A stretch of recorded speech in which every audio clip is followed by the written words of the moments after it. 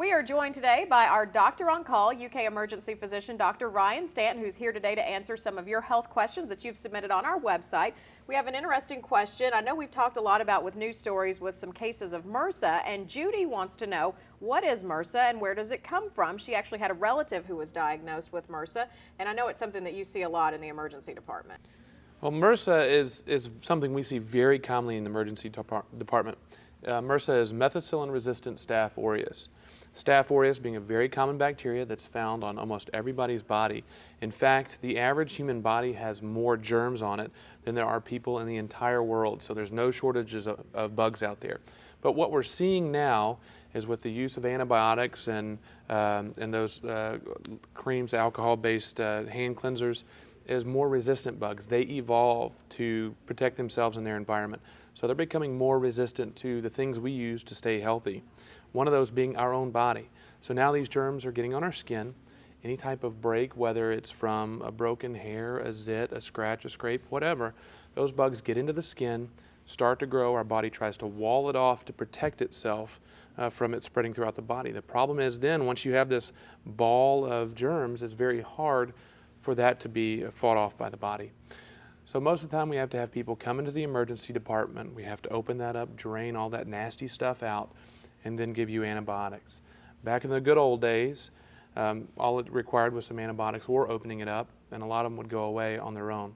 They're more resistant now. I'm dealing with 2 or 3 of these a day in the ER, so it's very common and something we're very used to dealing with. It's not a spider bite, it's probably MRSA. If you have any concerns, come into the ER and we'll take a look at it. Because our viewers have seen a lot of these stories about cases of MRSA and are obviously more concerned about it, one of the big questions is, how do you prevent it? You mentioned that it's on a lot of our skin already and it's out there, but how do you prevent problems?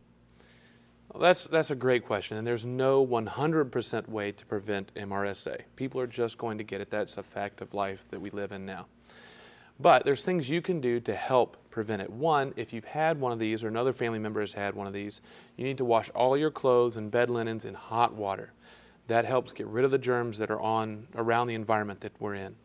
Also, there's a couple of things we recommend through the emergency department that you can do to help limit these if you're prone to them. One is called Hibiclens. It's a surgical scrub that's used to get people ready for the operating room, but it's available over the counter and can be used as a soap in your shower, in your bath. That helps knock down some of these germs and get those numbers down to where it's less likely that you get it. Also, the home remedy kind that works very well, it's supported by medical research, is the simple good old-fashioned standby bleach. You can actually put a cap full of bleach in your bath water, and that'll actually knock down or kill most of the bugs. It's safe, it's not dangerous for you to do this, it's not going to be anything toxic that's going to hurt the kids. It's just something that'll help knock down the germs. Bleach is what we use in the hospital to kill the germs we have there, and it can work in your home as well.